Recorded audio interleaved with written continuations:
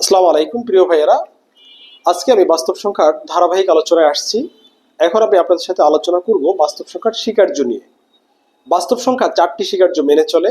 এই স্বীকার্যগুলি এখন আমি আলোচনা করছি পর্যায়ক্রমে। প্রথম স্বীকার্য হলো বাস্তব সংখ্যার সম্প্রসারণ স্বীকার্য। এই বাস্তব সংখ্যার সম্প্রসারণ স্বীকার্যটা কি? প্রত্যেক বাস্তব সংখ্যার সেটে কমপক্ষে 2টি সদস্য থাকবে। তাহলে বাস্তব সংখ্যার সম্প্রসারণ স্বীকার্য কি?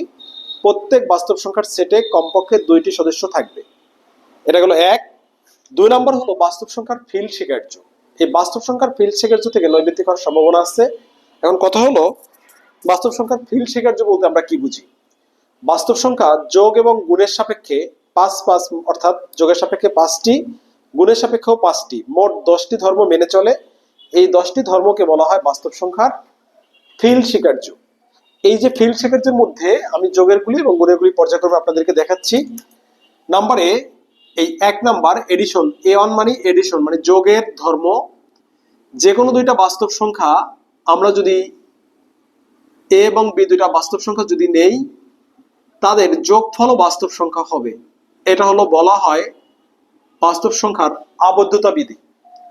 নাম্বার 2 A2, এটাকে বলা হয় সংযোজন বিধি।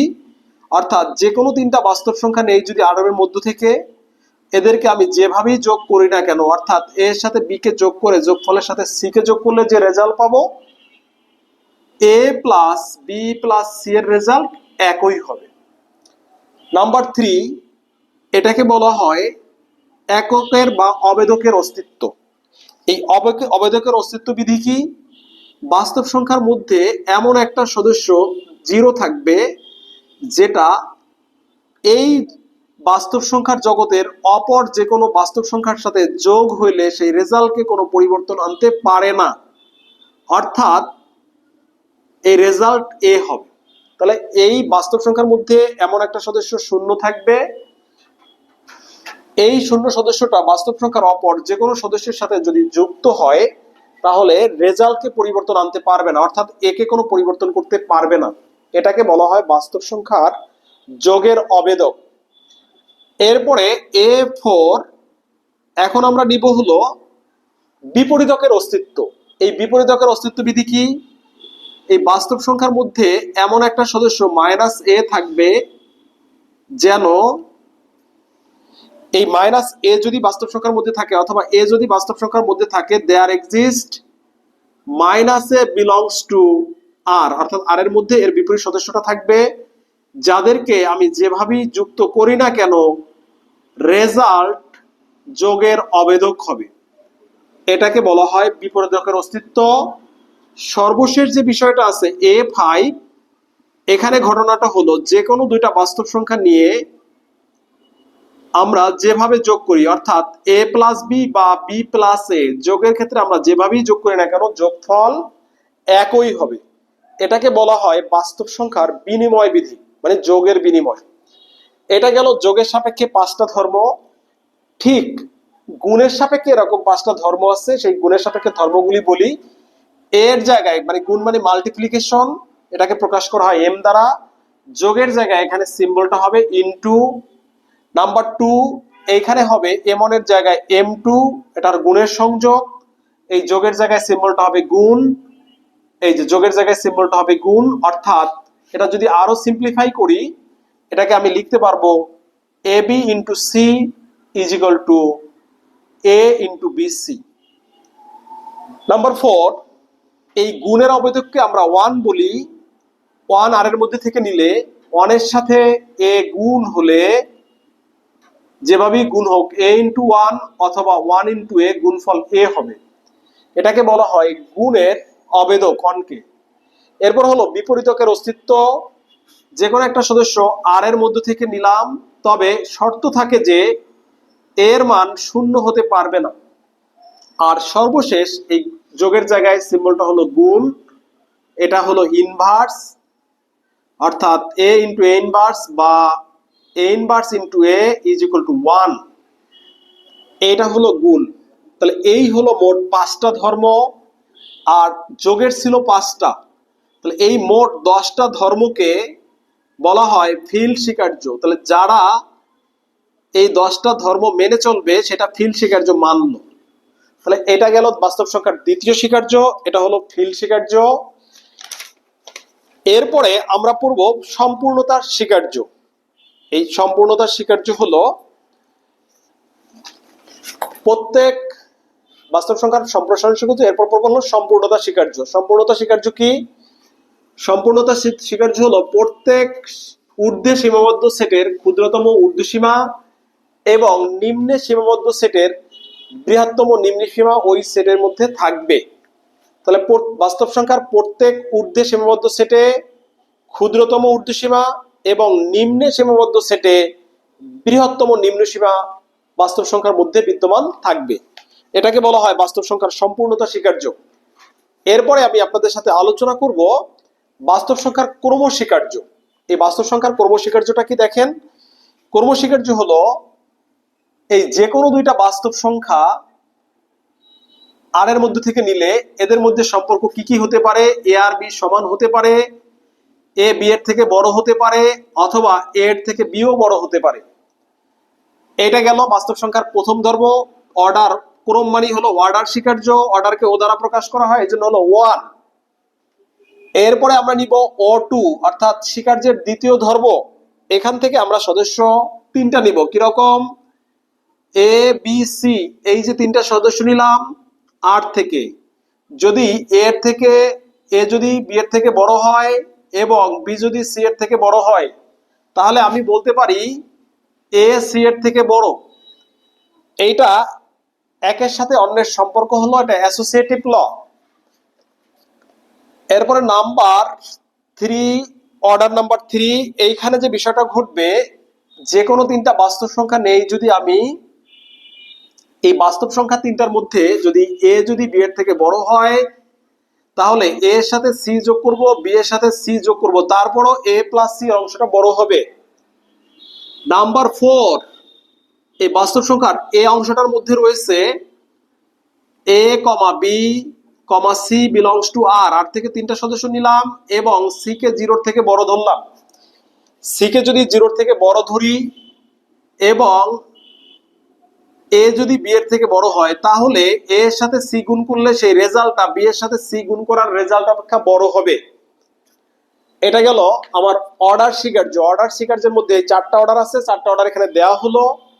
এরপরে আমি আপনার সাথে আলোচনা করব বাস্তব সংখ্যার ক্ষেত্রে গণিতের জনক আর্কিমিডিসের সূত্রটা। এই আর্কিমিডিস কি বলছে? আর্কিমিডিস বলছে x যদি একটা ধনাত্মক বাস্তব সংখ্যা হয়, তাহলে x কে আমাকে নিতে হবে কি? x একটা ধনাত্মক বাস্তব সংখ্যা এবং y যে কোনো একটা বাস্তব সংখ্যা। তাহলে x হলো ধনাত্মক বাস্তব,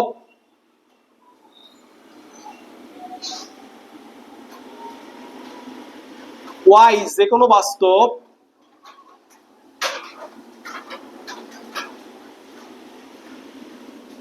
সংখ্যা হলে এমন একটি ধনাত্মক পূর্ণ সংখ্যা বা স্বাভাবিক সংখ্যা n বিদ্যমান থাকবে। n বিদ্যমান থাকবে একটা স্বাভাবিক সংখ্যা,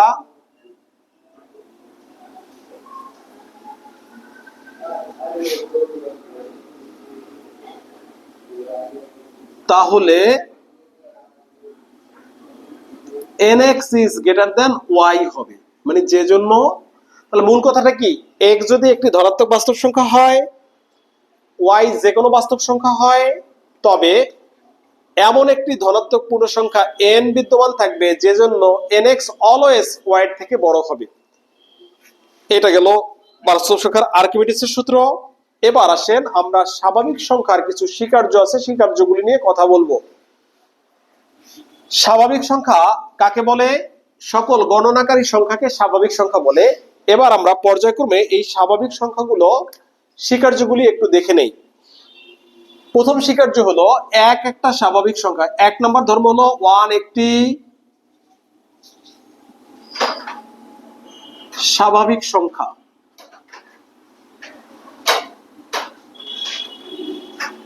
এটা হলো আমাদের প্রথম স্বীকার্য, নাম্বার এ। নাম্বার বি, প্রত্যেক স্বাভাবিক সংখ্যা n এর উত্তরাধিকারী সংখ্যা n+1। প্রত্যেক স্বাভাবিক সংখ্যা n এর উত্তরাধিকারী n+1। উত্তরাধিকারী শব্দের অর্থ হলো পরবর্তী। তাহলে প্রত্যেক স্বাভাবিক সংখ্যা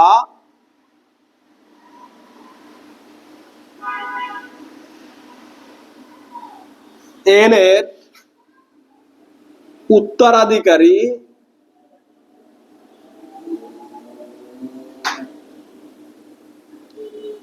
n+1। কিরকম দেখেন, যদি আমাকে বলা হয় 5 এর উত্তরাধিকারী সংখ্যা কত, 5 + 1 তাহলে হলো 6।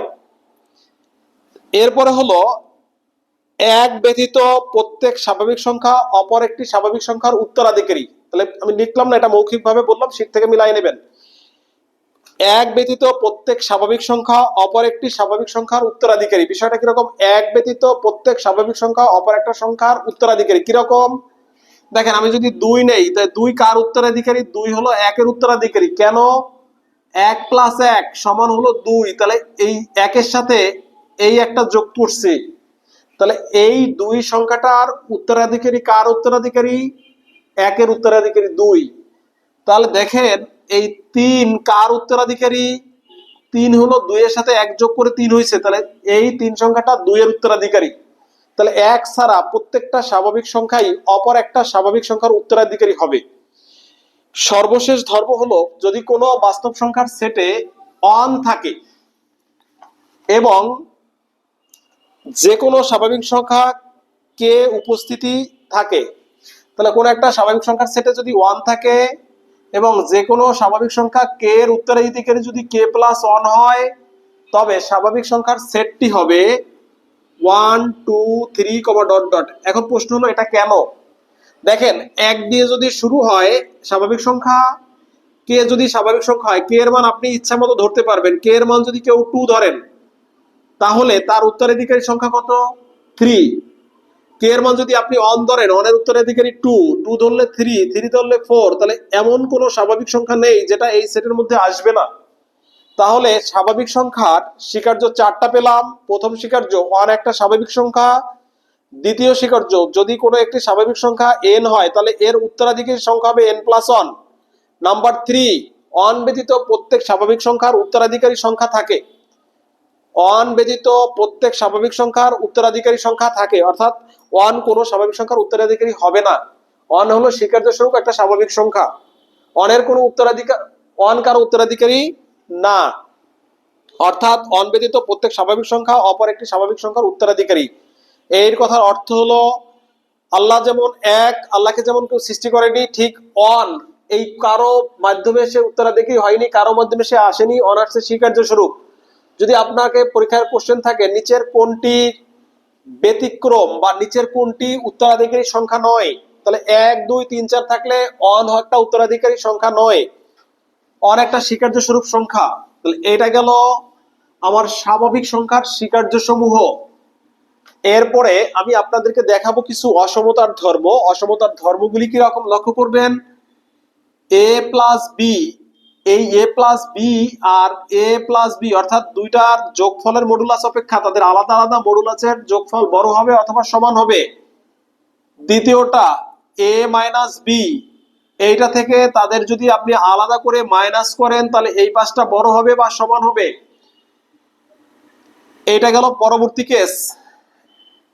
এরকম আরেকটা কেস আপনাদেরকে দেখাই, এ বি এর গুণফলের মডুলাস ইজ ইকুয়াল টু হলো এ এর মডুলাস ইনটু বি এর মডুলাস। এরকম সম্পর্ক বেশ কিছু সম্পর্ক আছে, সেটার মধ্যে ইনশাআল্লাহ সুন্দর করে লেখানো আছে, আপনারা চাইলে একবারই আয়ত্ত করতে পারবেন।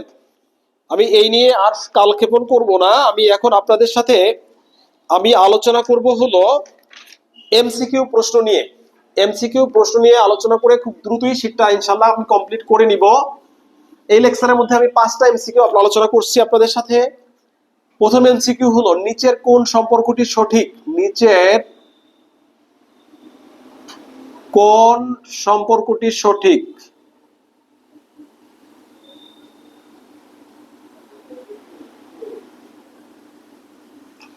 নাম্বার এ,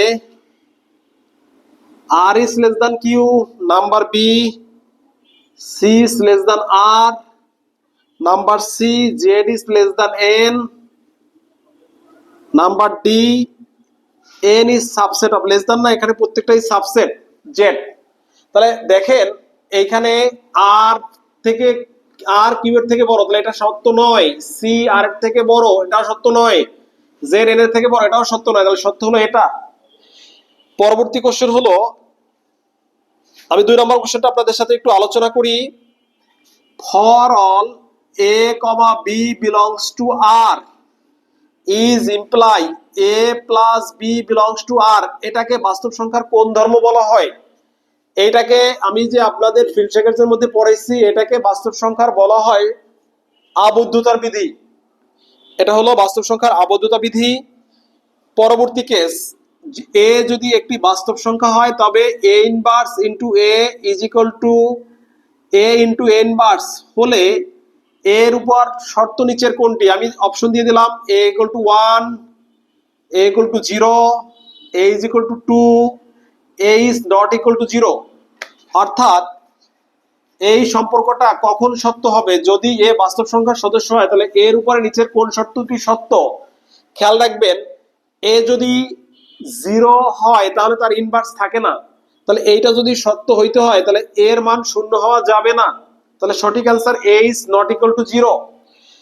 এখন আমি আলোচনা করতেছি আপনাদের সাথে পরবর্তী কোশ্চেনটা হলো, বাস্তব সংখ্যার সেট আর এর অন্ততপক্ষে 2টি সম্পর্ক সদস্য থাকবে। বাস্তব সংখ্যার সেট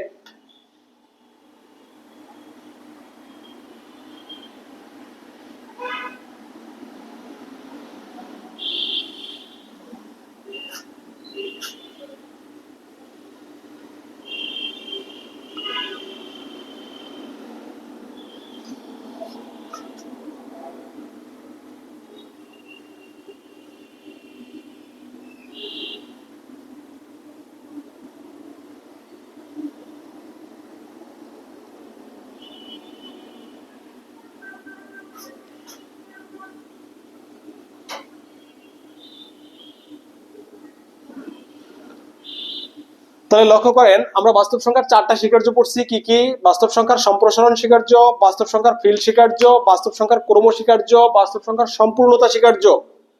তাহলে এই স্বীকার্যটার নাম কি? আমি 4টা স্বীকার্য নাম লিখি। প্রথমটা হলো সম্প্রসারণ, সম্প্রসারণ স্বীকার্য। নাম্বার 2 ক্রম স্বীকার্য। নাম্বার 3 ফিল্ড স্বীকার্য। নাম্বার 4 সম্পূর্ণতা স্বীকার্য। এখন আপনারা এটার জন্য কোনটা দাগাবেন, একটু রেডি হন। এই স্বীকার্যটার নাম হলো বাস্তব সংখ্যার সম্প্রসারণ স্বীকার্য। এরপরে পরবর্তী কোশ্চেন হলো, বাস্তব সংখ্যার স্বীকার্য কয়টি? পরবর্তী কোশ্চেনটা হলো, বাস্তব সংখ্যার স্বীকার্য কয়টি? বাস্তব সংখ্যার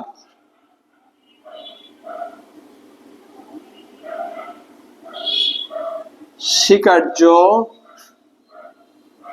কয়টি? 1 একটি, বি 2টি, সি 3টি, ডি 4টি। তাহলে আপনারা জানেন বাস্তব সংখ্যার স্বীকার্য 4টি। তাহলে আমাদের অপশন এখান থেকে কোনটা দাগাবো? অপশন আমরা 4 দাগাবো। এখন আমার পরবর্তী question,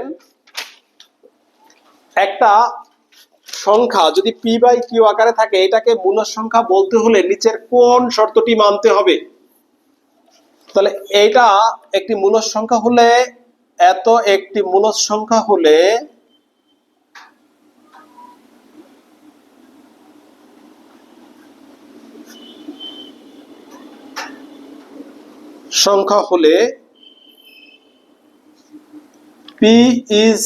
P belongs to Z এবং Q এর জন্য P belongs to Z হলে এত একটি মূল সংখ্যা যেখানে P belongs to Z, তাহলে Q এর শর্ত কোনটি? Q এর শর্ত dash. Number A Q belongs to Z, number B Q belongs to R, number C Q belongs to C, number D Q belongs to Z, যেখানে Z এর মধ্যে শূন্য থাকবে না। তাহলে এখানে শর্ত হলো আমাদের Z এর মধ্যে শূন্য ব্যতীত সংখ্যা নিয়ে কাজ করতে হবে। কারণ জেড এর মান শূন্য হলে হর শূন্য হওয়া মানে ফাংশনটা অসংজ্ঞায়িত হয়ে যাওয়া, যেটা হওয়া অসম্ভব। এখন আমার পরবর্তী কোশ্চেন, বাস্তব সংখ্যার পরম মান বলতে কি বুঝেন? বাস্তব সংখ্যার পরম মান বলতে কি বোঝায়? বাস্তব সংখ্যার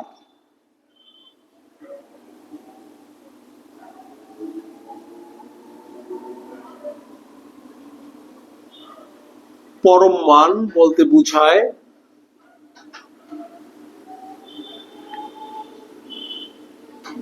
ড্যাশ এক ঋণাত্মক মান,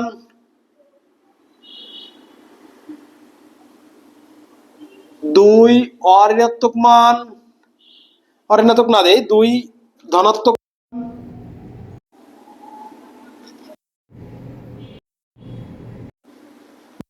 তিন মূলবিন্দু,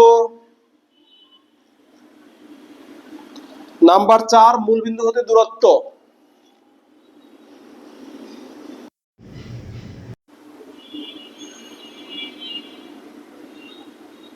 তাহলে পরম মান একটা সংখ্যা, এই সংখ্যাটাকে বোঝাবে মূলবিন্দু থেকে দূরত্ব। তাহলে পরম মান কখনো ঋণাত্মক হয় না, এটা যেমন সত্য। পরম মান অলওয়েজ ধনাত্মক হবে, এটাও সত্য না। পরম মান অঋণাত্মক হবে, এটা সত্য। শূন্য হতে পারে, এই জন্য ধনাত্মকটা একুরেট না। পরম মান বলতে বোঝায় মূলবিন্দু থেকে দূরত্ব। তাহলে আজকের ক্লাস আর দীর্ঘায়িত করব না, এই পর্যন্তই। পরবর্তী ক্লাসের জন্য প্রস্তুত থাকুন। আল্লাহ হাফেজ।